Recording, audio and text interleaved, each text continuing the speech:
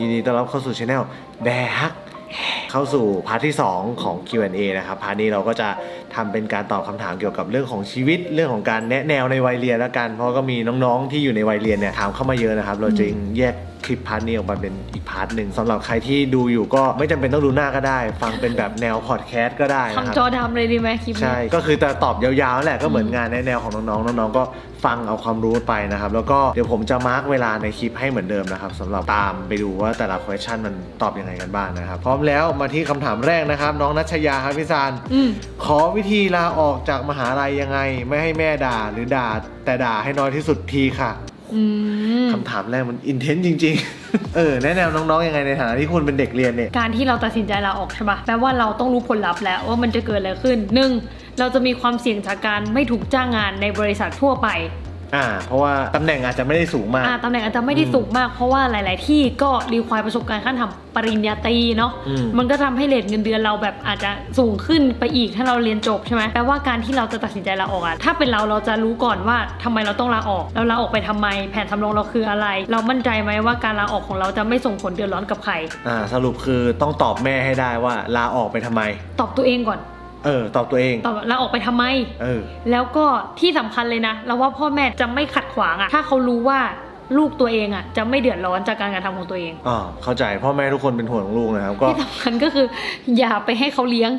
อย่าขอเงินพ่อแม่นี่คือสิ่งด่าแน่นอนสิ่งที่เขากลัวที่สุดเลยส่งมาถึงมหาลัยตั้งใจแล้วว่าฟิกคอร์สฉันจะจบแต่สุดท้ายอีนี่แม่งไม่เรียนอีกงั้นแปลว่าฟิกคอร์สจากอายุ19 20ใช่ไหมกูต้องส่งอีเด็กคนนี้จนถึงอายุเท่าไหร่ถ้าเราเป็นแม่เราจะคิดอย่างเงี้ยแกก็คือหาคำตอบไปตอบเขาให้ได้แล้วกันว่าออกมาเนี่ยเราจะอยู่รอดไหมเราจะปลอดภัยหรือเปล่าแล้วก็ถ้าเกิดว่าน้องรู้สึกว่าฉันอยากจะได้เวลาในการคิดจริงๆอาจจะใช้โมเดลของฝรั่งก็ได้นะก็คือพักการเรียนไปก่อนคือยูทูบเบอร์หลายคนที่ทำคลิปแล้วมันดูรุ่งดูเวิร์กเขาก็ใช้การพักการเรียนไปสักเทอมนึงเพื่อที่จะค้นหาตัวเองว่านี่เป็นอาชีพได้หรือเปล่าเหมือนพวกนักเล่นเกมเหมือนกันโปรเพลเยอร์อะไรเงี้ยเขาก็พักการเรียนไปลองในสิ่งที่ตัวเองชอบไม่รอดกลับมาเรียนต่อได้ยังไม่ต้องลาออกเพราะบางทีโอกาสมันมาครั้งเดียวเนาะเราไม่รู้ว่าโอกาสนี้จะเป็นโอกาสสุดท้ายแล้วหรือเปล่าถ้าเราแบบดันไปเจอจุดคลิกแต่เราแบบต้องการเวลาโฟกัสจริงๆทำให้เราไปเรียนไม่ได้เราว่ามันก็คุ้มค่าที่จะลองเสี่ยงดูนะถ้าสิ่งที่เรากำลังจะเสี่ยงดูมันดูไม่มีอนาคตไม่มีเงินดูปัจจุบันก็ยังไม่มีอะไรมีแต่ความฝันเราคิดว่ามันก็ยากเหมือนกันที่พ่อแม่จะยอมรับเพราะว่าพ่อแม่ทุกคนรักลูกเว้ยครับผมก็เอาเป็นว่าพี่ๆไม่ขัดขวางแต่แนวตามนี้ว่าหาทางหนีที่ไล่ให้ดีครับผมคำถามต่อมานะครับฮาร์ดอนิเมะบอกว่าไม่มี QA ครับชอบดูช่องพี่ๆมากย้อนกลับไปดูคลิปเก่าแล้วโคตรสนุก มากับน้องมิ้งเลยน้องมิ้งบอกว่าไม่มีคำถามอะไรมาถามเหมือนกันแต่อยากให้พี่ๆทำคลิปสนุกเฮฮาเหมือนแต่ก่อนช่วงนี้คลิปเครียดเอาจริงเราก็ไปดูคลิปย้อนแต่ก่อนเราตัวเองเหมือนกันนะก็สนุกดีแต่ว่าก็ขอบคุณมากที่ติดตามช่องพวกเรานะครับไม่ใช่แค่พวกน้องหรอกที่ดูคลิปเก่าตัวพี่เองก็ดูคลิปเก่า มันไปต้านเรียนไปเที่ยวต่างประเทศแล้วไปแบบไม่มีสาระเลยซึ่งในหัวเราก็มันก็ไม่มีอะไรที่เป็นสาระเลยนะกลับมาตีมแนวไม่แค่เล่าเฉยๆพี่จะบอกว่าวัยเด็กเนี่ยเป็นวัยที่ดีนะจะทำอะไรทำไปเลยเว้ยมันโยโร่ได้เว้ยแต่วัยที่แกแบบจะต้องมีลูกน้องให้ดูแลหรือแกจะต้องแบบมีการวางตัวเป็นผู้ใหญ่เพื่อให้เกิดความน่าเชื่อถือบางอย่างมันก็แบบมันก็ลำบากใจเนาะมันคนละวัยกันนะครับขายบริษัททิ้งกันไม่ขายบริษัททิ้งยังไงเราก็ต้องเป็นผู้ใหญ่เว้ยเราก็ต้องทำตัวเป็นผู้ใหญ่เว้ยเราไม่เห็นจำเป็นต้องเป็นผู้ใหญ่เลยเราก็แค่ใช้ชีวิตตามจิตหัวใจของเรานี่จริงๆนะเอาตรงๆนะสุขภาพไม่ให้ฮอร์โมนบางอย่างมันก็ไม่ให้แกอยากจะใช้ชีวิตเย้ๆเหมือนเด็กใช่ป่ะสุดท้ายแกก็ต้องไปหาหมอก็ต้องจัดการกับสุขภาพช่วงนี้นวดมากขึ้นมันเมื่อยต่อมาครับอยากรู้ว่าพี่การมีหนังสือนี่น่าจะหมายถึงพี่การพี่ซานแต่พิมพ์ผิดอยากรู้ว่าพี่การพี่ซานมีหนังสือสำหรับแนวคิดด้าน HR ไหมคะเพราะหนูเรียน HR เหมือนกันแต่บางครั้งไม่มีในห้องเรียนและหนูชอบแนวคิดพี่ๆ2คนมากเลยค่ะสุดท้ายนี้ขอให้พี่ๆ2คนสู้ๆค่ะคอยให้กำลังใจเสมอเลยถ้าพูดถึง HR นะ HR มันจะบอกว่ามันมีหลายฟังก์ชันมากนะครับทั้งเรื่องของกฎหมายการจ่ายเงินเดือนแล้วก็เรื่องของการประเมินผลงานการรีครูทคนการโคชชิ่งคนการเทรนนิ่งคือ HR มันมีหลายศาสตร์หลายสายพี่มาสายเทรนนิ่งเว้ยพี่มาแนวอ่านหนังสือแนวโคชชิ่งเยอะเคยฟังพวกไลฟ์โค้ชไหมไลฟ์โค้ชนี่คือหลักการเดียวกันอะไรเงี้ยจะเป็นการแบบถามลีดด้วยคำถามอะไรเงี้ยซึ่งอาจารย์ของพี่ก็มาแบบแนวโคชชิ่งเหมือนกันไม่น่าล่ะ เวลาน้องในบริษัทมาถามรายการนะจะถามการเพื่อเอาคำตอบใช่ไหมแต่เจอการถามกลับหมดสุดท้ายแม่งไม่มีใครถามการเลยเว้ย เพราะกูรู้ว่ากูไม่ได้คำตอบจากมึง ก็ประมาณนั้นแต่ว่าถ้าเกิดว่าเรื่องของ HR ทั่วไปเช่นกฎหมายอะไรเงี้ยเว็บไซต์มีรวมถึงบางทีเข้าไปทำงานถามรุ่นพี่ก็ได้ กฎหมายมันอัปเดตตลอดเวลาส่วนเรื่องถ้าการประมวลผลอย่างเงี้ยผมจะชอบอ่านเรื่อง OKR ของจอห์นดัวแล้วก็ No Rule อะไรสักอย่างหนึ่งของ Netflix อันนี้ก็หนังสือขายดีเขียนโดย HR ของบริษัท Netflix เขียนอันนี้ก็เจ๋งดีแต่ถามว่าทำได้จริงไหมตอบเลยว่าไม่จริงแน่ๆมันคนละบริบทกันอะแต่ละบริษัทมี culture ของตัวเองแล้วที่เหลือก็เป็นบล็อกอิทพี่ชอบอ่านบล็อกอิทนะครับ A Cup of Culture ตาม channel นี้อยู่คุณนุ้ยรัชวิทย์นะครับอันนี้มาแนวคุณพ่อเว้ยคุณพ่อถามว่าลูกสาวผมครับอยากทำธุรกิจของตัวเองผมก็ซัพพอร์ตนะพอจะมีแนวทางแนวคิดการเริ่มธุรกิจที่จะทำแล้วไม่ท้อและไม่ทิ้งไปกลางทางไหมครับอยากให้เขามีกำลังใจในการสร้างฝันของเขาให้ประสบความสำเร็จคุณพ่อน่ารักมากเลยมันอาจจะดูพูดเป็นนามธรรมนะแต่มันเป็นเรื่องจริงนะถ้าเกิดเราไม่อยากท้อแล้วก็ไม่อยากทิ้งอะไรไปกลางทางอะจุดเริ่มต้นเลยนะมันต้องมาจากเราทำอะไรที่เราชอบเว้ยมันดูเป็นนามธรรมนะเว้ยแต่มันเป็นเรื่องจริงเพราะว่าธุรกิจที่ทำอะแกมันเหมือนวิ่งมาราธอนอะเราไม่คิดเลยว่ามันจะเหนื่อยแล้วมันก็จะหนักขนาดเนี้ยถ้าเกิดเราคิดว่าเราอะด้านไปทำธุรกิจที่เราไม่ได้อินอะเราคงบายนานแล้วอะมันต้องเริ่มมาจากอะไรที่แบบเราคิดถึงมันทุกวันก่อนคือเราเป็นคนที่แบบเช้าเย็นเราคิดถึงแต่ชานมไข่มุกแล้วก็กินแล้วกินปุ๊บก็อยากกินทุกวันแล้วอยากรู้อยากหาอะไรที่มันดีกว่าเดิมจนมันหาไม่ได้แล้วอะก็เลยมาทำเองใช่ปะมันก็มาเรื่อยๆจนถึงวันเนี้ยนั่นแปลว่าอย่างเงี้ยคุณพ่อต้องดูก่อนว่าสิ่งที่ลูกชอบอ่ะมันใช่สิ่งที่เขากำลังทำอยู่หรือเปล่าแต่ถ้าทำไปปุ๊บท้อดูจะชอบนะแต่ทำไปแล้วท้ออันนี้ต้องรีบกลับมาสำรวจเลยเพราะแปลว่าสิ่งนั้นอาจจะไม่ใช่สิ่งที่ชอบก็ได้เราว่านะถ้าเขาไม่ได้เริ่มจากสิ่งที่ชอบใช่ป่ะแต่ถ้าเกิดทำไปเรื่อยๆแล้วอะเราก็ต้องหาสักอย่างที่เราหลงไหลในบริษัทนั้นที่มันเกิดขึ้นมาแล้วอะเราอาจจะไม่ได้เริ่มจากความชอบแต่มันทำรายได้ให้เราได้ขึ้นมาใช่ไหมสุดท้ายเราก็ต้องหาอะไรเกี่ยวสักอย่างยึดเหนี่ยวที่ทำให้เราอยากตื่นขึ้นมาแล้วทำมันต่อต้องรู้ก่อนว่าชอบอะไรในนั้นน่ะชอบจริงเปล่าทำรายได้ได้จริงเปล่าชอบปุ๊บไม่มีรายได้เดี๋ยวสักพักก็ท้อใช่ดูชอบเล็กๆแต่ทำปุ๊บรายได้งามสักพักจะเริ่มไม่ท้อหวังว่าจะเป็นคำตอบให้ได้นะครับต่อมานะครับคุณ Daniel Story ถามว่าเวลาเจอคนที่ชอบล้อปมด้อยของคนอื่นแล้วมาล้อเราพวกพี่จะจัดการกับเขายังไงครับคนอย่างไอ้การเลยนี่ สันดานเสียผมเป็นคนแบบนั้นแต่ผมไม่รู้ตัวนะว่ามันไม่ดีบางทีผมชอบล้อปมด้อยของผู้หญิงเพราะว่าใช่ผมชอบแบบใช่เหมือนเวลาเล่นกับเพื่อนผู้หญิงอ่ะอยู่ผมอาจจะมีเพื่อนผู้หญิงเยอะแต่ผมมาสนิทกับเพื่อนผู้หญิงผมก็จะชอบล้อปมด้อยเขากูไม่รู้ว่ากูจะตีสนิทยังไงใช่แต่บางทีปากมันก็ไม่ค่อยดีเท่าไหร่รู้ตัวบ้างไหม รู้ไหมว่าคนฟังมันเจ็บไม่คือถ้าผู้หญิงที่ผมไม่ชอบแล้วไม่อยากยุ่งผมจะไม่คุยไม่เล่นและไม่ล้อแต่ทีเนี้ยการล้อเนี่ยบางทีเราไม่รู้ไงว่าเขาไม่ชอบเราวิธีการจัดการกับคนอย่างผมเนี่ยก็คือบอกว่าไม่ชอบมาพูดเลยเฮ้ยขอเรื่องนี้ไม่ชอบเป็นปมด้อยเราถ้าล้อเราไม่ชอบจริงๆไม่ไหวแล้วทำไมฉันพูดกับแกแล้วแกก็ทำต่อเลิกทำแล้วจริงเหรอเลิกทำแล้วแล้วขาเราใหญ่ไหมไม่เอาไม่พูดเราต้องถามตัวเองเว้ยทำไมถึงเจ็บจากคำพูดมันเว้ยแปลว่าเรื่องในนั้นนะมันมีความจริงอยู่สมมุติมันด่าเราขาใหญ่ใช่ป่ะเราก็ต้องส่องกระจกแล้วเราก็พิจารณามันใหญ่จริงว่ะเราก็ต้องรับความจริงให้ได้เว้ยเพราะว่าการที่เราเจ็บมันแปลว่ามีบางอย่างในนั้นเป็นความจริงไม่แต่น้องเขาอยากกำจัดผู้ชายอย่างผมไงจำกัดง่ายสุดก็คือการยอมรับความจริงถ้าเรายอมรับว่าโอเคมันใหญ่เราก็ยอมรับได้หลังๆก็แบบช่างแม่งเหมือนหูทวนลมมีวิธีฝรั่งเขาเคยสอนเวลามีใครด่าเราให้เราแบบว่าชื่นชมกลับหรือไม่ก็แบบไปด้วยเช่นแกมาด่าฉันนี่ไอ้ขาใหญ่ใหญ่แล้วไงวะไปต่อไม่ถูกเลย มันก็ต้องเริ่มมาจากเราถ้ามันยากนะก็ไม่ต้องคบคนนั้นเลยแกง่ายสุดอาจจะบอกเขาหน่อยแหละว่าเป็นปมด้อยของเราแล้วถ้าเกิดว่ามันยังล้ออีกก็แปลว่าไอ้เนี่ยสันดานหมาละหนีออกไปจากให้ห่างจากมันให้มากที่สุดอย่าไปยุ่งกับมันโอเคคำถามต่อมานะครับอยากรู้ว่าตอนนี้พวกพี่ทำธุรกิจอะไรกันบ้างแล้วเป็นยังไงบ้างอัปเดตกันหน่อยครับมี3ธุรกิจนะครับธุรกิจแรกคือ Bear House ครับ Bear House เนี่ยแบ่งออกเป็น2ธุรกิจย่อยนะครับก็คือหน้าสาขาและครัวกลางตอนแรกผมนึกว่าแบร์เฮาส์ร้านชานม1ร้านธุรกิจเดียวยิ้มแห้งเลยโนครัวกลางเนี่ยเรียกว่าโรงงานอุตสาหกรรมนะครับอุตสาหะจริงๆนะครับมันคืออีก1ธุรกิจเลยก็คือแบร์เฮาส์เนี่ยแตกเป็น2ธุรกิจย่อยนะครับแล้วก็มีของซันสุก็คือตัวเจลลี่บุก0แคลเจ้าแรกในประเทศไทยเอามากินหน่อยเซเว่นไปแล้วเอามากินหน่อยไม่ค่อยได้มีเงินโฆษณาพูดปุ๊บมาปั๊บเลยชิงเฮ้ยเราต้องโปรโมทหน่อยเพราะว่าเราไม่มีงบเหมือนแบรนด์ใหญ่ในประเทศเจ้าอื่นที่เขาจ้างพรีเซนเตอร์เยอะนะคะพวกเรามีแต่แบร์ฮักแล้ว แล้วก็คนกินซันสัวที่เป็นสาวกเราก็ขอโปรโมทเลยนะคะ ครับ เยลลี่บุก0 แคลเจ้าแรกในประเทศไทย เพียงแค่ฉีกบีบดูดนะคะก็สามารถกินเยลลี่เนื้อหนึบได้แล้ว0 แคลอรี่ต่อชิ้นนะคะลองดูหลังซองนะคะฉีกบีบดูดไอ้นี้เจ้าแรกในประเทศนะคะทุกคน โอ้โห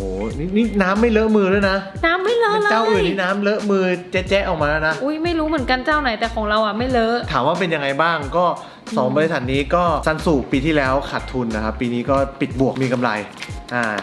เนื่องจากว่าเราได้บทเรียนจากสิ่งที่เราทำแล้วเราก็กลับมาวางบัญชีfinance กันดีๆไปใส่ใจเรื่องของตรงนู้นมากขึ้นแล้วก็ทำงานในส่วนที่แบบวางระบบมากขึ้นอะไรเงี้ยก็เลยทำให้แบร์ฮักก็เลยดรอปไปหน่อยส่วนแบร์เฮาส์ก็ตอนนี้มี10 สาขาแล้วปีหน้าจะเอากี่สาขาครับท่านครับจริงๆอ่ะแพลนไว้ว่าจะเปิดอีก10รวมเป็น20แต่ว่าเราอาจจะไม่ได้เป็นเจ้าของทั้ง20 สาขาก็ได้เฮ้ยจะขายแฟรนไชส์เหรอเนี่ยก็ถ้าขายก็น่าจะขายให้คนที่เขาพร้อมจะดูแลแบร์เขาจริงๆเพราะเราห่วงมากห่วงมาตรฐานอ่ะวันไหนไปกินแล้วมันไม่เหมือนเดิมอะแกเราแทบจะแบบโทรตามหาสาเหตุให้ได้คือโรคจิตเรื่องคุณภาพมากครับซานไม่ขายเฟรนช์ชายนะครับผมพูดตรงๆมันห่วงรสชาติมากนะครับใครซื้อไปนี่ประสาทแดกแต่ถ้าเรามีวิธีการขายเฟรนช์ชายที่ทำให้เราคุมคุณภาพได้เราก็อยากปล่อยนะเพราะเรารู้สึกว่ายิ่งเราเป็นเจ้าของเยอะเราก็ยิ่งทุกข์แต่เสี่ยงเรียกว่าเสี่ยงแล้วกันเสี่ยงทางการเงินก็2ธุรกิจนี้กำลังเขาเรียกอะไรไม่เชิงขาขึ้นไม่ขาลงก็คือกลางๆตามสภาพเศรษฐกิจนะครับพวกพี่ก็กำลังเอนจอยกับการเป็นนักธุรกิจในอีกแง่มุมหนึ่งก็สนุกดีเหมือนกันพอมาทำ YouTube มุมมองของโลกก็ต่างออกไปแล้วผมก็คิดว่าเราน่าจะแชร์สิ่งดีๆให้คนดูแบร์ฮักได้เรื่อยๆแล้วก็แบบก็น่าจะสร้างแรงบันดาลใจให้หลายๆคนที่อยากทำอะไรเป็นของตัวเองหรืออยากหรืออยู่ในบริษัทใหญ่แล้วอยากจะแบบขึ้นเป็นผู้บริหารอะไรเงี้ยได้เพราะว่าถ้าเราเจอปัญหาอะไรหนักๆเนาะเหมือนขาดทุนชานมกระป๋องอะไรเงี้ยเราคิดว่าการที่เรามาแชร์มันทำให้หลายๆคนได้ข้อคิดได้บทเรียนโอเคต่อมาครับคุณซิลิหมีครับถามมาต่อจากคำถามเมื่อกี้เลยชีวิตที่เป็นยูทูบเบอร์กับนักธุรกิจมันต่างกันยังไงคะยูทูบเบอร์นี่เรียกได้ว่ามาจิ้นสูงเราพูดเลยว่าเราต่างกันที่ภาระหน้าที่ความรับผิดชอบเราเหนื่อยเราเบื่อเราเป็นประจำเดือนเราไม่สบายค่ะเราก็ไม่ถ่ายคลิปไม่มีใครเดือดร้อนจากสิ่งที่เราทำแต่ถ้าวันนี้แกแค่ณเวลานี้นะที่เรายังระบบของบริษัทมันยังไม่ได้เซตเต็มที่ใช่ไหม JD หรือว่า workflow การทำงานมันยังไม่ได้แน่นใช่ป่ะการที่เราหายไป1 อาทิตย์ในบริษัทเดือดร้อนก็เขาบอกว่าการทำธุรกิจมันคือการเดินทางแบบวิ่งมาราธอนอันฮัลลิโหดนะครับส่วนมากนักธุรกิจจะได้ระดับหนึ่งแต่ถ้าจะไปใหญ่กว่านี้ก็คือจะไม่รอดละไม่ไหวแล้วเหนื่อยตายซึ่งเราไม่อยากเหนื่อยตายแกไม่อยากเป็นโรคด้วย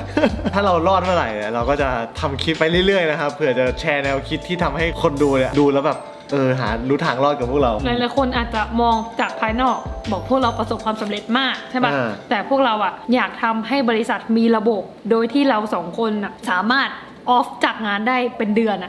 เพราะฉะนั้นสิ่งนั้นถ้ามันเกิดขึ้นเมื่อไหร่เราถือว่าเราสำเร็จถ้าเราไปนิวยอร์กไปถ่ายคลิปแบร์ฮัก1 เดือนบริษัทอยู่ได้โดยที่ไม่มีใครโทรศัพท์หาเราวันนั้นเราจะเรียกว่าเราประสบความสำเร็จเราจะจุดพลุเราจะฉลองเราจะจัดอีเวนต์เลยค่ะจัดอีเวนต์เลี้ยงชานมไข่มุกทั่วฮอลเลยนะครับคำถามต่อไปนะครับพวกพี่ๆคิดว่าจะเป็นยูนิคอร์นคนที่3ของเมืองไทยได้ไหมครับเราต้องทำความเข้าใจก่อนนะครับว่าบริษัทยูนิคอร์นเนี่ยเป็นคำที่สวยหรูใช่ไหมครับแต่จริงๆแล้วมันหมายถึงบริษัทที่มีมูลค่า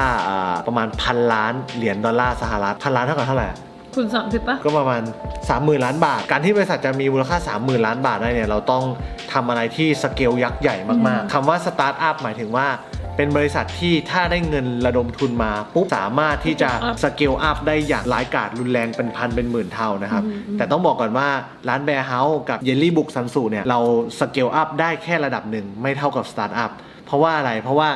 จะขาย100 ซองเนี่ยอยากจะขายวันนี้10,000 ล้านซองเนี่ยเราต้องลงรายผลิตหนักมากมีพื้นที่ดินเป็น10,000 ไร่เพื่อจะผลิตถูกไหมฮะแต่ถ้าเราเป็นแอปพลิเคชันจากยูเซอร์100 คนเป็น10,000 ล้านยูเซอร์หรือเป็นเนี่ยเท่านี้70 ล้านคนทั่วประเทศไทยยูเซอร์อย่างเงี้ยคือไม่ต้องลงทุนโรงงานขนาดนั้นมันสามารถสเกลอัพได้ส่วนมากบริษัทยูนิคอร์นก็เลยจะเป็นบริษัทพวกสตาร์ทอัพอย่างเช่นแฟดเอ็กเพรสก็สเกลได้เร็วมากเพราะว่าเขาไปเพราะว่าถ้ามีเงินสุดท้ายโลกทุกคนเขาต้องการขนส่งอยู่แล้วใช่แต่เราคิดว่าถ้าอยู่แบร์เฮาส์มีตู้วันนี้1,000 ล้านมาก็ไม่ทำให้คนรู้จักแบร์เฮาส์หรือเปล่าชานมไข่มุกเป็นของที่เรียกว่าไม่ใช่ปัจจัยพื้นฐานของโลกยุคใหม่แล้วกันแต่การขนส่งเป็นปัจจัยพื้นฐานของโลกยุคใหม่ที่ทุกคนแบบสั่งอีคอมเมิร์ซกันหมดแล้วอะไรอย่างเงี้ยครับเพราะฉะนั้นถามว่าเราจะเป็นยูนิคอร์นได้ไหมต้องบอกเลยว่าเป็นไม่ได้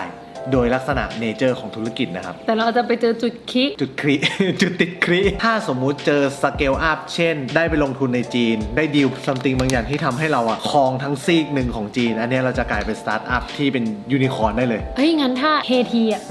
สตาร์ทอัพอะ เฮทีเป็นยูนิคอร์น ถ้าเฮทีทำได้เราเชื่อว่าแบบเขาว่าทำได้ ต้องบอกว่าจะเป็นยูนิคอร์นได้ก็ต่อเมื่อเราแบบได้ดีลในประเทศที่โคตรใหญ่จริงๆเช่นจีน จริง จีน อินเดีย สหรัฐอเมริกาอะไรอย่างเงี้ยหรือภูมิภาคหรือทวีปอะไรอย่างเงี้ยครับมันจะเป็น เฮ้ยแปลกใจมากที่อเมริกาเหนือชอบกินชานมไข่มุกที่ไปอ่านวิจัยกันมา แปลกมากทวีปอเมริกาเหนือเป็นประเทศที่กินชานมไข่มุกกันเยอะที่สุด ก็เขาคงเบื่อโค้กเป๊ปซี่ โอเค ก็เป็นว่าถ้าได้ดีลดีเราอาจจะเป็นยูนิคอร์นแต่ณวันนี้เรายังไม่ได้มีความคิดที่จะเป็นยูนิคอร์นแล้วกันโอเคต่อมา1515นะครับคิดจะทำ YouTube แยกสำหรับสอนทำธุรกิจหรือทำซีรีส์เกี่ยวกับเรื่องนี้แบบจริงๆจังๆไหมคะอุ๊ย ผมน่าจะไม่กล้าสอนขนา ใช่ ดนั้น ต้องพูดว่าไม่กล้าดีกว่าแกเรายั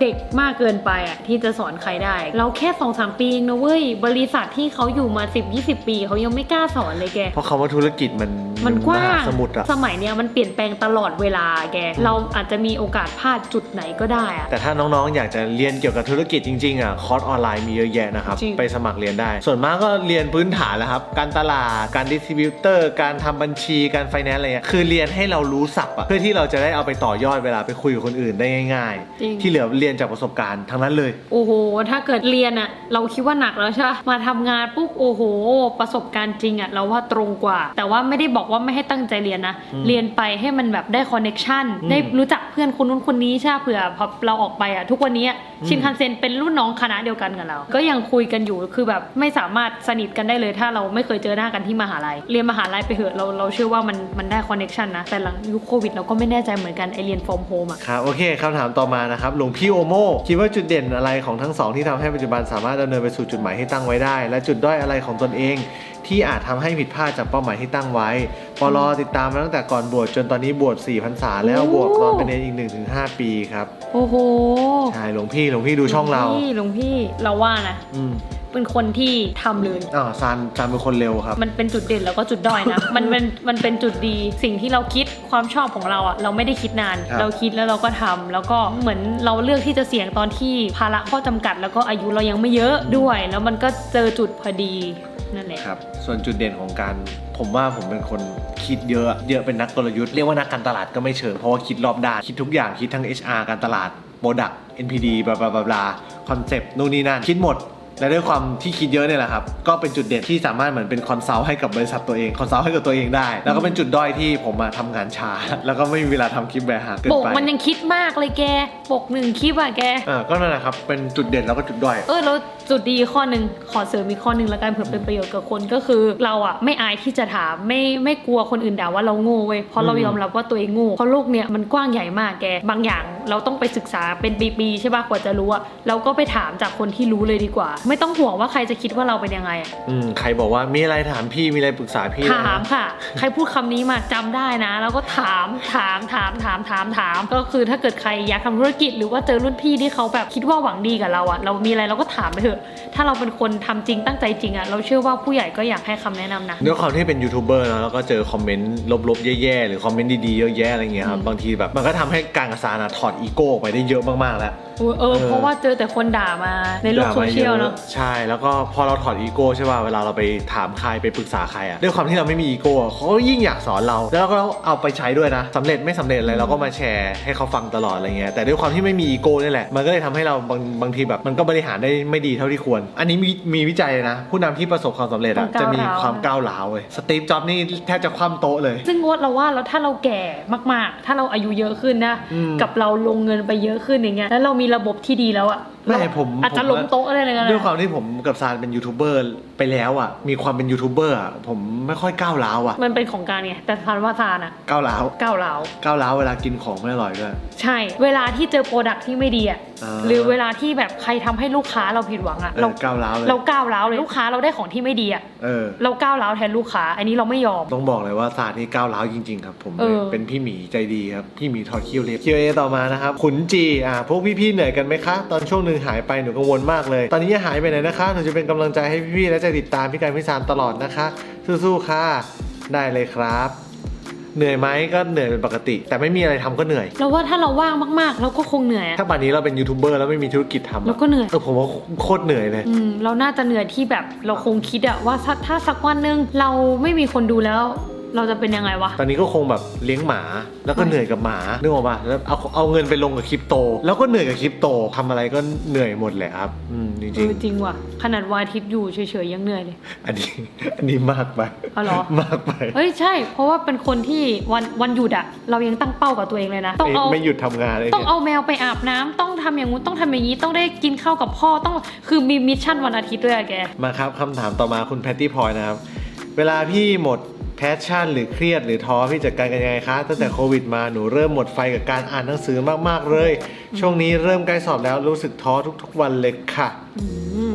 ภาวะหมดไฟนะมันเป็นภาวะที่มีกันทุกคนนะครับแก้ยังไงก็วิทยาศาสตร์เขาบอกว่าให้หลับอะหลับแล้วก็ออกกำลังกาย แกตอบเหมือนฉันเลยแกตอบเหมือนฉันเลย คลิปที่แล้วน่าจะตอบไปแล้วแบบหลับแล้วก็ออกกำลังกาย ถ้าน้องกำลังหมดไฟ อาจจะคิดว่าน้องอาจจะโทษว่าทำไมฉันต้องมานั่งเรียนออนไลน์อย่างนี้วะทำไมฉันถึงไม่ได้ไปโรงเรียนก็อยากจะปลอบใจน้องว่าทุกคนก็โดนเหมือนกันหมดครับไม่ได้มีเราแค่คนเดียวที่หมดไฟหรอกเพราะฉะนั้นแบบรีบหมดไฟแล้วก็รีบตื่นขึ้นมาเติมไฟให้ตัวเองนะ เฮ้ ค ย รับ แกเรามีเทคนิคอะไร ตอนมหาลัยเราเคยหมดไฟเราต้องคิดถึงเป้าหมายสุดท้ายคือใบปริญญาณตอนนั้นณซานตอนอายุเท่านั้นอ่ะมันเหลืออีกแค่เทอมเดียวอ่ะมันจะจบแล้วแต่เผอิญไปฝึกงานแล้วรู้ว่ามันไม่ชอบออดิตใช่ไหมไม่ชอบด้วยเนื้องานนะแบบมันไม่เหมือนที่คิดไว้ว่าเราแบบจะได้ทำงานเจอคนเยอะใช่ไหมแกสุดท้ายเลยเป้าหมายผลลัพธ์เราอยากได้ใบปริญญาให้ที่บ้านก็เลยมีไฟ ตั้งหน้าตั้งตาเรียน ก็เลยมีไฟอ่านหนังสือไม่งั้นคือทิ้งหมดแล้วอะพอรู้ว่าอายุหลังจากเรียนจบอะไม่ได้ใช้อยู่แล้ว เคยมีหนังสือเขาบอกว่าจริงๆการย้ายสถานที่หรือเปลี่ยนสภาพแวดล้อมก็ช่วยให้หายหมดไฟได้นะเช่นจัดโต๊ะทำงานใหม่เฮ้ยไปอ่านหนังสือริมทะเลเปลี่ยนหนังสือร้านกาแฟแต่เราว่าภาพที่ใหญ่กว่าคือคิดถึงผลลัพธ์คิดถึงว่าเราทำสิ่งนี้ไปอะแล้วเราทำเพื่ออะไรแล้วจะได้อะไรอะไม่ฉันเห็นแกตอนอ่านหนังสือแกดูหมดไฟใช่ป่ะแป๊บๆก็ไปโผล่ที่ห้างละแป๊บๆก็โผล่ร้านกาแฟแป๊บๆก็โผล่ห้องสมุดคือไม่เคยอ่านอยู่กับที่กับทางพอสุดท้ายเราก็ทำยังไงก็ได้อะเป้าหมายเดียวคือตอนนั้นอะใบปริญญาแค่นั้นอะต่อมาอยากถามว่าในการประกอบอาชีพหรือการเป็นเจ้าของกิจการการมีครอบครัวที่มีฐานะมีส่วนสำคัญในการประสบความสำเร็จมากน้อยแค่ไหนครับอันนี้คนถามน่าจะเป็นคนที่ไม่ค่อยมีฐานะผมจะไม่ตอบแบบโลกสวยๆนะไม่เกี่ยวมันเกี่ยวที่ผิวไม่เลยครับการมีฐานะเนี่ยช่วยเยอะมากเราต้องยอมรับก่อนเราไปฟังพอดแคสต์อันนึงแล้วเราโดนใจมากเขาบอกว่าเราต้องยอมรับว่ามนุษย์ต้นทุนไม่เท่ากันแล้วคนที่เกิดมาฐานะดีมีแบบได้เรียนอินเตอร์ได้เรียนต่างประเทศได้ไปเที่ยวต่างประเทศใช่ไหมแล้วก็ยังมีเงินทุนจากที่บ้านอีกอันนี้คือประเสริฐA บวกเลยแกคือต้นทุนเขาดีมากทำบุญมาเยอะแต่การที่เราต้นทุนเป็นศูนย์หรือต้นทุนติดลบอ่ะมันก็ไม่ได้หมายความว่าเราจะไม่มีโอกาสทำให้ชีวิตเราประสบความสำเร็จเขาอาจจะวิ่งแป๊บเขาไปถึงเส้นชัยแล้วใช่ปะแต่เราไม่มีต้นทุนค่ะเราอาจจะวิ่งไกลกว่าเหนื่อยมากกว่าต้องพยายามมากกว่าถึงจะได้วันมาครับก็ตอบเลยว่ามีส่วนนะครับแต่ว่าอย่าไปนั่งท้อใจโทษฟ้าดินนะครับแล้วก็ยอมรับมันแล้วก็ใช้ชีวิตให้ดีที่สุดในแบบของเราเพราะคนที่มีต้นทุนนะเราก็เชื่อว่าคนทุกคนที่มีต้นทุนดีอ่ะอาจจะไม่ใช่คนที่มีความสุขเขาก็ต้องมีสิ่งที่เขาไม่พอใจอยู่บ้างอ่ะเพราะมันเป็นมนุษย์อะแกมนุษย์ชอบหาข้อที่ตัวเองไม่เพอร์เฟกต์อยู่แล้วอ่ะเพราะฉะนั้นเราแค่ยอมรับกับความเป็นจริงเว้ยเพราะว่าเรากับการก็กล้าพูดได้เต็มปากว่าเริ่มมาจากอั่งเปา 50,000 บาทแกก็เริ่มมาจากซานยังมีต้นทุนที่ดีกว่าผมยังไงครับมีอั่งเปาส่วนบ้านผมเนี่ยไม่ใช่บ้านคนจีนผมขอเงินคุณพ่อเท่าไหร่ผ่อนบ้านไม่ใช่ผ่อนบ้านค่าเช่าบ้านทั้งหมด3เดือนจำไม่ได้ 3-4 เดือนอะประมาณนั้นสุดท้ายเกก็ขอมา 5-6 หมื่นเหมือนกันแหละแต่ต้องยอมรับว่าผมกับซานมีต้นทุนด้านการศึกษาที่คุณพ่อคุณแม่ให้การศึกษามาแต่เด็กแล้วก็ลงทุนในการเรียนกับมหาลัยลงทุนในการเอาตัวเขาเองเข้ามาดูแลพวกเรามาสอนพวกเราอันนี้เป็นสิ่งที่เรามีเหนือกว่าคนอื่นแต่ว่าการมีต้นทุนด้านฐานะทางการเงินไม่ดีเท่ากับคนรวยๆก็มีข้อดีอย่างหนึ่งนะเพราะว่าเราจะเป็นคนที่รู้ปัญหาของผู้บริโภคเยอะสุดแล้วเราจะเป็นคนแก้ปัญหาของผู้บริโภคได้ดีอย่างเช่นพิมพ์รีพายเป็นต้นทุนไม่ดีแต่เข้าถึงรับรู้ปัญหารับรู้สไตล์เข้าถึงคนส่วนมากก็จะสามารถช่วยเหลือหรือมีโอกาสในการทำธุรกิจมีแนวคิดที่ดีกว่าจริงลองเซิร์ช Google เลยก็ได้ว่าแบบคนที่ประสบความสำเร็จทุกวันเนี่ยมีหลายคนมากๆที่ต้นทุนทางครอบครัวไม่ได้ดีลองไปฟังดูเราเชื่อว่าน้องจะได้กำลังใจ นะครับผมคุณ AK ลือลาบี้แบ่งนะครับถ้าใครอยากจะประกอบธุรกิจส่วนตัวหรือ SME ควรมีความพร้อมเรื่องอะไรบ้างจากประสบการณ์พวกพี่ๆ ความพร้อมเรื่องอะไรบ้างเหรอขอเรื่องเดียวมีเงินทุนไม่ได้บอกว่าของคุณพ่อคุณแม่หรือของอะไรนะก็คือมีเงินทุนเราต้องรู้ก่อนว่าเราอ่ะมีเงินพร้อมเจ็บตัวเท่าไหร่พร้อมเจ็บตัวนะก็คือพร้อมที่มันจะเสียไปเลยเท่าไหร่ที่มันจะไม่เดือดร้อนตัวเองเดือดร้อนที่บ้านหรือไม่ได้เป็นหนี้เป็นสินนะจากนั้นเราก็ใช้เงินตรงนั้นแหละมาดูว่ามันต่อยอดความฝันที่เราอยากทำอะไรได้บ้างธุรกิจมีความเสี่ยงนะครับจะทำธุรกิจเล็กธุรกิจใหญ่มีความเสี่ยงหมดทำธุรกิจเล็กก็โดนโกงได้ทำธุรกิจใหญ่ก็โดนโกงได้ถ้าทำงานประจำอยู่ความเสี่ยงอาจจะน้อยกว่าก็ลองดูช่องทางดีๆแล้วก็ที่สำคัญวิธีอุดความเสี่ยงอย่างหนึ่งสำคัญมากทำประกันหลายคนไม่ให้ความสำคัญของการทำประกันยิ่งถ้าเป็นฟรีแลนซ์เราจะบอกว่าการทำประกันสำคัญสุดๆไปเลยเพราะฉะนั้นก่อนทำธุรกิจส่วนตัวอันนี้พี่ไม่ได้ขายประกันนะ แต่ทำประกันเล็กๆน้อยๆทำไว้เถอะทำประกันก่อนเราเคยขายประกันมาก่อนเรารู้ดีมันสำคัญจริงๆเพราะว่าสุดท้ายวันหนึ่งแกอาจจะมีเงินเก็บ 20,000 ใช่ป่ะสมมุติแกโดนรถชนฟู่แกจะต้องใช้เงิน 20,000 ทั้งหมดที่แกมีที่ตั้งใจจะทำธุรกิจรักษาตัวเองก็ได้ใช่โอกาสที่จะทำให้เราจนลงแบบมหาศาลทันทีคือโรคภัยไข้เจ็บใช่ตอนนี้ก็ทำประกันมะเร็งทุกส่วนของร่างกายทำไว้หมดแล้วคือตอนนี้คือถ้าเราเป็นอะไรไปพ่อแม่รวยเลยพ่อแม่รวยรถชนตายปุ๊บพ่อแม่แบบ yes ไม่ใช่เพราะบริษัทจะได้ไม่เสี่ยงไงสุดท้ายแบบสมมุติเป็นอะไรไปขึ้นมาก็มีเงินมาอุดธุรกิจไงใช่นะครับยานิสานะครับอยากให้พวกพี่เล่าถึงประสบการณ์ที่ยากมากช่วงหนึ่งค่ะแล้วผ่านมาได้ยังไงในฐานะที่พวกพี่เป็นผู้ประกอบการและประสบการณ์มามากค่ะต้องบอกว่าประสบการณ์น้อยถ้าเทียบกับหลายธุรกิจเราคิดว่าเรากับการยังเป็น3 ปีเอง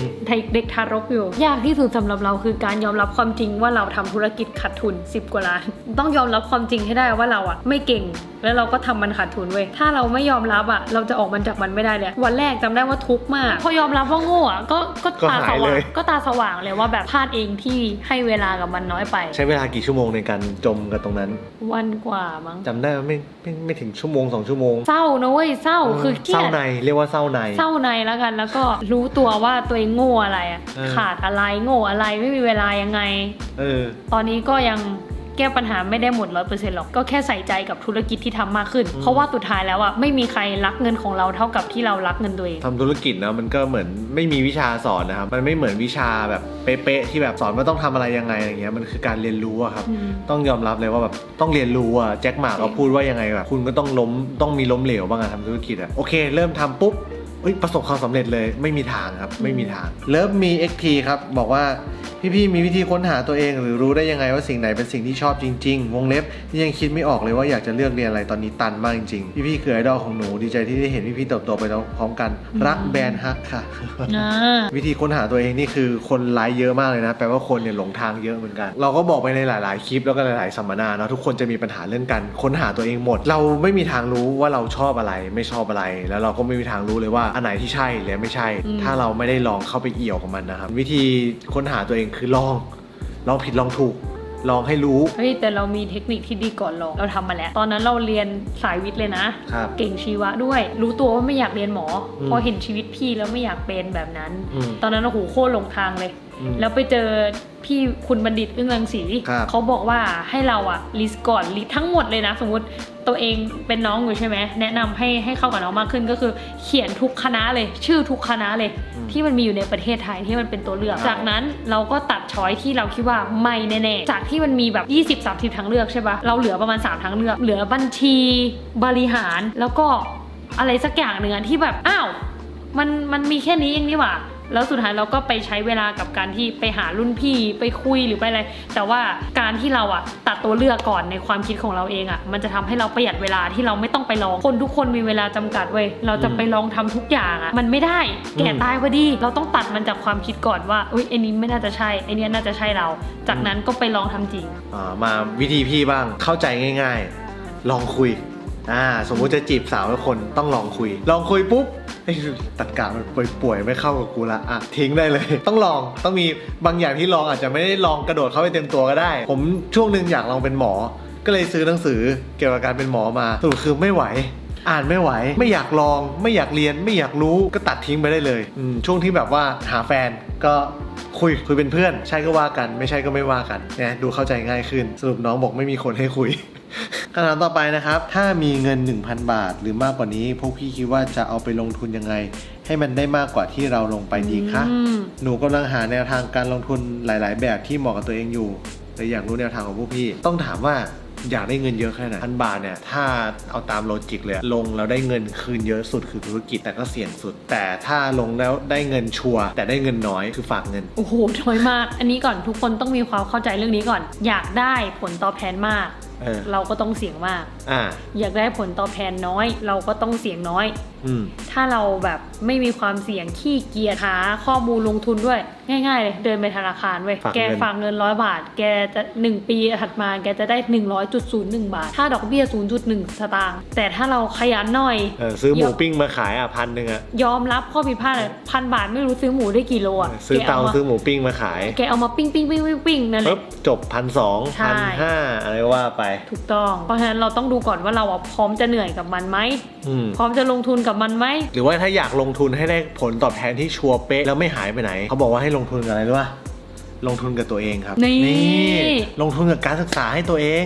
1,000 ไปซื้อคอร์สอะไรดีกันคอร์สเรียนภาษาอังกฤษได้ไหมช่วงนี้น่าจะได้สัก2 คลาสแต่เรียนไปก็ไม่ได้การันตีว่าเราจะได้เงินกลับมาหรือซื้อหนังสือได้สัก3 เล่มอ่านเนี่ยก็คือไปอ่านฟรีร้านหนังสือเอาประหยัดเงิน1,000 บาทไว้ฉันเคยทำอย่าไปแนวน้องอย่างนี้สิไม่ร้านหนังสือคือจุดประสงค์คือมีเพื่อให้คนแบบอยากทดลองเราก็ไปอ่านก็ได้1,000เก็บไว้ไปลงทุนเขาบอกว่าลงทุนกับตัวเองคือตัวเราเนี่ยเป็นสินทรัพย์ที่ไม่มีวันหายไปไหนยกเว้นเราจะตายจากไปก็คือไม่เป็นไรแล้วก็ไปพร้อมจิตวิญญาณเรานั่นแหละไปอัพสกิลให้ตัวเองเนาะใช่ก็เป็นการลงทุนที่ดีอย่างหนึ่งก็ไม่ต้องเอาไปเสียเวลาทำอย่างอื่นตัวแสบครับถามว่าอยากถามพี่การพี่สารเรื่องการเริ่มต้นจะทำธุรกิจของตัวเองค่ะว่าต้องเริ่มจากอะไรและมีธุรกิจไหนน่าสนใจให้มือใหม่ได้เริ่มทำบ้างคะตอบหน่อยนะคะหนูเป็นเด็กต่างจังหวัดไม่เคยกินชานมแบร์เฮาส์เลยอยากกินชานมแบร์เฮาส์ครั้งในชีวิตเรื่องการเริ่มต้นเนี่ยเมื่อกี้เราพูดไปแล้วทีนี้แล้วมีธุรกิจไหนที่น่าสนใจให้มือใหม่ได้เริ่มทำบ้างโอ้กว้างมากมันก็เกิดจากตัวเองอะสนใจอะไรก่อนเว้ยสมมติวันนี้มีคนบอกว่าคริปโตมันดีมากเลยนะการแต่เราอะยังไม่มีเวลาไปศึกษาสารนี้เรียกได้ว่าโง่เทคโนโลยีขั้นเทพคือสมมติใครมาแนะนำอะไรอะแกถ้าใจเรายังไม่ได้เปิดใจที่จะศึกษาหรือจะทำจริงๆอะเราก็ยังไม่ทำน้องตัวแสบอะต้องถามตัวเองก่อนว่าตัวแสบอะอยากทำอะไรต้องถามว่าเรามีต้นทุนอะไรด้วยต้นทุนอะไรถ้าน้องบอกว่าเฮ้ยหนูอยากขายของออนไลน์แต่เน็ตหนูแม่งโคตรกากเลย 2G ขายไม่ได้อยู่ดีสมมติคุณยายทำหมูปิ้งหมูย่างสูตรเฉพาะอร่อยมากน้ำจิ้มโคตรเทพตรงเนี้ยเราว่าก็เป็นต้นทุนของน้องโดยที่น้องอ่ะไม่รู้ตัวไม่เห็นค่ามาก่อนก็ได้มองไปรอบตัวมองไปคุณยายคุณแม่คุณพ่อเขามีอะไรที่เป็นเคล็ดลับของเขาหรือเปล่าที่เราเอามาหาเงินได้เว้ยถ้าเราเป็นแกนะเราจะเอาสูตรหมูทอดยายทองพันอ่ะมาเปิดร้านธุรกิจจริงๆไม่ต้องทำโปรดักต์ก็ได้นะรับจ้างก็ได้เมื่อก่อนเนี่ยผมเนี่ยทำธุรกิจกับยายผมรับจ้างถอนงอกถอนขนรักแร้ยายฉันรับจ้างเกาหลังพ่อคือในเมืองนอกมีรับจ้างจูงหมาอะไรอย่างเงี้ยรับจ้างตัดหญ้ารับจ้างอะไรไม่รู้มีรับจ้างเลี้ยงเด็กมีเริ่มจากธุรกิจเล็กๆอย่างเงี้ยค่าแรงดีด้วยคุณเดอะโตเต๋ครับเดอะโตเต๋ตอนเปิดแบร์เฮาส์คิดยังไงถึงเปิดชานมไข่มุกทั้งที่ในตลาดก็มีเยอะมากคิดไว้หรือเปล่าครับว่าจะไปแย่งมาร์เก็ตแชร์ได้สักกี่%ครับขอบคุณครับผมกำลังคิดเรื่องทำธุรกิจเลยอยากรู้ส่วนนี้ครับเราตอบไปหลายๆสื่อแล้วว่าทำไมเราถึงเลือกชานมไข่มุกพูดถึงเรื่อง market share ดีกว่าอยากได้ market share ต้องไปดูก่อนว่า market size มันเท่าไหร่ market size คืออะไรครับซานก็ตลาดมันเท่าไหร่ถูกไหมตลาดในที่นี้ไม่ใช่แบบหมายถึงพ่อค้าขายของตามขายหมูขายไก่ไม่ใช่นะคำว่าตลาดมันหมายถึงว่าทั้งประเทศเนี่ยมีคนบริโภคสิ่งนี้เท่าไหร่มีเงินหมุนเวียนการจับจ่ายใช้สอยเท่าไหร่ถ้าบอกว่าชานมไข่มุกเนี่ยก็ต้องบอกว่าอยู่ในหลักพันล้านการที่เรากระโดดเข้ามาปุ๊บเราได้ market share 10% ของพันล้านเท่ากับเราได้เงินเท่าไหร่ครับ100 ล้าน100 ล้านนะครับแต่ถ้าเกิดเราบอกว่าเรากระโดดเข้ามาในตลาดของอาหารเสริมเนี่ย market size เนี่ยเรียกได้ว่า 30,000 ล้านน้องได้สัก 10% ของ 30,000 ล้านน้องก็จะได้ 3,000 ล้านเพราะฉะนั้นมีคนทำได้1,000 ล้านจากธุรกิจอาหารเสริมนี้ไม่แปลกใจเลยใช่ธุรกิจที่มาแรงและ market size ใหญ่มากๆนะครับคืออาหารเสริมอะไรที่เกี่ยวกับผู้หญิงเสื้อผ้าผู้หญิงแต่งหน้าสกินแคร์มันหอมหวานก็จริงแต่มันก็มีคู่แข่งเยอะเพราะว่าการที่เรามองเห็นโอกาสคนอื่นก็เห็นเหมือนกันเพราะถ้าคนอื่นเห็นปุ๊บแปลว่าเราก็ต้องมีจุดเด่นจุดแข็งที่เราต่างจากคนอื่นแต่ถ้าน้องบอกว่าเฮ้ยน้องมีทรัพยากรที่ดีแต่อยากจะได้ market size ของ something บางอย่างเนี่ยสัก 80% ให้น้องดูตลาดที่เล็กๆ เขาเรียกว่าตลาด niche market เช่นอะไรบ้างครับเสื้อสำหรับผู้หญิงที่ไม่ต้องการใส่บราอาหารมังสวิรัติเลี้ยงแมวสฟิงค์เคยมีคนทำคลิปเลี้ยงแมวสฟิงค์เหมือนกันนะครับเลี้ยงอะไรเลี้ยงสัตว์เอกโซติกเพชแบบลิงอีกัวน่าอะไรเงี้ยอันนี้ niche market แต่ถ้าน้องเข้าไปแล้วน้องแบบเทพมากแป๊บเดียวน้องจะได้ market size ใหญ่มากคนสุดท้ายครับกรคุงครับในฐานะที่พี่ๆมีประสบการณ์มามากมายอยากถามว่าสำหรับนักศึกษาจบใหม่ควรเริ่มลงมือทำอะไรและอย่างไรในสถานการณ์แบบนี้ครับโอ้โหยากมากคือพวกพี่ก็ไม่ได้ผ่านประสบการณ์แบบน้องที่ต้องเรียน from home ใช่ปะพี่ก็ไม่สามารถเอาประสบการณ์เก่ามาสอนน้องได้บอกว่าต้องทำอะไรเพราะว่าบางทีจังหวะและโอกาสของคนแต่ละคนมันไม่เหมือนกันสมมุติพี่เคยคิดแล้วพี่ก็พูดกับการเสมอเลยนะว่าถ้าเกิดเราเปิดร้านชานมหลังจากนั้นปีนึงก็ได้ทามมิ่งไม่ดีทามมิ่งหลังจากสาขาสยามตอนนั้นไม่สมมติไม่ตัดสินใจเปิดวันนั้นกลัวถัดมาปีนึงเราคิดว่าเราเปิดแบรนด์ตอนนั้นเราไม่รอดละทุกวันนี้คงไม่ปังเท่านี้น้องถามว่าเป็นนักศึกษาจบใหม่จะทำยังไงดีล่ะอันนี้ตอบในฐานะที่ดูพาร์ทด้าน HR นะประกันสังคมหรือว่าอะไรวะกระทรวงแรงงานอะไรบางอย่างนี่แหละครับเขาบอกว่าถ้าเกิดว่ารับนักศึกษาจบใหม่เขาจะมีแบบมีโปรแถมให้บริษัทมีแบบว่าเงินซัพพอร์ตเพราะอะไรครับเพราะนักศึกษาจบใหม่ล้นตลาดเว้ยแล้วตอนเนี้ยถ้าถามเอาตรงๆบริษัทพี่ไม่มีนโยบายเลยนะรับนักศึกษาจบใหม่ตอนเนี้ยแทบไม่มีนโยบายเลยเพราะว่าอะไรเพราะ work from home การ work from home ทำให้เราสอนงานเด็กยากมากเราเลยอยากรับคนที่เป็นมาก่อนใช่แล้วนักศึกษาจบใหม่ตอนเนี้ยจบมาปุ๊บอยากทำงานสบายอยากได้เงินเดือน 20,000 ถึง 25,000 หนูว่าความสามารถหนูเท่านี้หนูขอ 20,000 เราเจอกลุ่มนี้หรือเปล่านะเราไม่กล้าตัดสินเด็กเจนแซแต่เท่าที่เจอมาเรากับการเจอประสบการณ์แบบนี้ซึ่งรับเด็กจบใหม่ดีตรงที่เฟรชแล้วก็มีความฝันตาเป็นประกายเหมาะกับการรับมาเป็นมาร์เก็ตติ้งมากแต่ว่าถ้าตำแหน่งอื่นๆเนี่ยพี่บอกว่าไม่เลย no เพราะว่าไม่สอนงานไม่ได้จริงๆ work from home ด้วยระบบเรายังแบบไม่ได้เสร็จดีด้วยแหละเราเลยแบบไม่กล้ารับเด็กมาเพราะเราอาจจะยังสอนได้ไม่ได้ขนาดเจอด้วยกันยังสร้าง culture ยังไม่ได้เลยเพราะเราเพิ่งก่อตั้งบริษัทด้วยเพราะฉะนั้นถ้าจะตอบคำถามน้องดีๆก็คือว่าตอนนี้สำหรับจบใหม่ในยุคโควิดนี้นะอาจจะยังไม่ต้องหวังเงินเดือนมากอาจจะแค่ว่าหวังทำงานกับบริษัทที่มีเจ้านายดีๆช่วงอายุ 20-30 อันนี้แจ็คหม่าสอนเลยบอกว่าให้ทำงานกับบริษัทที่เราใกล้ชิดกับเจ้านายกับ CEO ส่วนมากเป็นบริษัท SME เนาะไซส์เล็กๆเราจะได้ทำทุกอย่างงานเนี่ยมันจะล้นเละเทะไปหมดเลยมันจะมั่วไปหมดเลยแต่มันจะสนุกเว้ยเพราะเราจะได้ทำทุกอย่างและเงินเดือนจะโคตรน้อยโบนัสมันจะโคตรกระปุกแต่ว่ามันจะดีสำหรับวัยเราที่จบใหม่เว้ยเพราะว่าเราจะกลายเป็นคนแบบคือจะมีประสิทธิภาพเลยคือแบบจะได้ความรู้จากผู้ใหญ่จากอะไรแบบง่ายมากเร็วมากแต่สิ่งที่การพูดไปเราก็เคยคิดแบบนี้แล้วเราก็อยากให้เด็กใกล้ตัวเราเป็นแบบนี้เว้ยแต่สุดท้ายชีวิตแค่คนบางคนเขาแค่อยากทำเพื่อมีเงินส่งให้ครอบตัวเองและครอบครัวแค่นั้นเขาไม่ได้ต้องการความท้าทายเว้ยแบบนี้ก็อาจจะไม่ได้เหมาะกับบริษัทที่อยู่ใกล้ชิดเจ้าของหรือทำงานแบบที่ไม่ใช่บริษัทใหญ่เรียกได้ว่าเป็นลูกจ้างในบริษัทชั้นดีเช่นองค์กรราชการอันนี้คือพ่อแม่ปลอดภัยเลยเข้าราชการคือปลอดภัยสอบเข้าให้ได้เราก็อย่าไปโกงกินเหมือนที่เขาเป็นกันอยู่ทุกวันนี้นะก็คือแบบเป็นเด็กรุ่นใหม่แล้วก็แบบทำราชการไม่ผิดนะเผื่อได้พัฒนาประเทศได้ช่วยเหลือคนในชุมชนอะไรอย่างนี้ด้วยครับก็ดูสถานะตัวเองแล้วความต้องการของตัวเองแล้วก็เลือกสิ่งที่เหมาะกับตัวเองทั้งนี้ทั้งนั้นนะครับการทำงานมีอยู่4แบบนะครับ1เจ้าของกิจการ2เป็นลูกจ้างชั้นดีลูกจ้างชั้นดีคืออยู่ในบริษัทเอกชนเลยเงินเดือนสูงอัพขึ้นเป็นเมเนเจอร์นะครับต่อมาเป็นลูกจ้างองค์กรชั้นเลิศก็คือองค์กรราชการองค์กรที่ใหญ่ๆมหาชนละอยู่แล้วปลอดภัยข้อสุดท้ายคือเป็นคอนซัลท์ทำงานเป็นฟรีแลนซ์รับจ็อบของตัวเองเช่นกราฟิกบ้างวิศวกรบางทีก็เป็นคอนซัลท์เหมือนกันให้คำแนะแนวด้านการตลาดด้านอะไรอย่างเงี้ยก็คือเป็นคอนซัลท์เป็นแอดมินก็ถือเป็นฟรีแลนซ์ก็ได้ซึ่งทุกอย่างมีความเสี่ยงหมดมีความเสี่ยงจริงๆอยู่ที่ว่าเราเหมาะกับอะไรเพราะว่าทุกอย่างไม่ได้แปลว่าเป็นเจ้าของกิจการแล้วจะประสบความสำเร็จจะไม่เสี่ยงนะเราทำธุรกิจเราก็มีโอกาสเสี่ยงเราก็มีโอกาสเจ๊งได้เหมือนกันเพราะฉะนั้นขึ้นอยู่กับว่าเราทำอะไรได้ดีและเรามีความสุขซึ่งเราตัวเราเองนะเรารู้ตัวเองว่าเราเกิดมาตั้งแต่เด็กอยากเป็นพ่อค้าแม่ค้าอยากเป็นเจ้าของกิจการไอ้นี้มันเป็นแรงขับเคลื่อนข้างในตั้งแต่เด็กตอนเด็กๆเราทำเลยขายด้วยเราเอาสติกเกอร์ไดโนเสาร์จำได้แผ่นใหญ่ๆเราไปตัดเล็กๆแล้วไปขายตอนอนุบาล3คือมันชอบได้เงินตั้งแต่เด็กอันนี้ก็คือเหมือนรู้แล้วว่าฉันจะเป็นเจ้าของกิจการแน่ๆฟันธงไว้เลยว่าต่อไปเนี้ยฉันรับงานลูกจ้างหรืออะไรแบบสักวันหนึ่งฉันต้องออกไปทำกิจการใช่แล้วเราเห็นปลาแล้วว่า ฉันน่ะเป็นคนที่เสาร์อาทิตย์แล้วก็ทำงานได้ตลอดเวลาเลย ขอแค่ว่าจะทำงานที่เราชอบพอรู้อย่างนี้ปุ๊บไม่เหมาะละกับการทำงานในบริษัทคนอื่นก็น้องลองไปดูนะว่าตัวเองแบบชอบอะไรหรือแบบมีแพชชั่นกับอะไรสำหรับวันนี้ก็หวังว่าจะได้ประโยชน์หมดคำถามแล้วหวังว่าพวกพี่จะตอบอะไรน้องๆได้บ้างถ้าตอบอะไรไม่ตรงประเด็นบ้างก็ขอโทษด้วยนะครับแล้วก็ถ้าอยากรู้อะไรก็ถามคำถามมาได้อีกอาจจะมี Q&A ภาค 3 ภาค 4 ต่อไปเดี๋ยวผมกับซานะจะไปไล่ตอบคอมเมนต์ Q&A ทั้งหมดเลยปัจจุบันมาเป็นหมื่น Q&A ละคนลุกละจบละขอบคุณมากนะครับสำหรับวันนี้บ๊ายบายเจอกันคลิปปกติ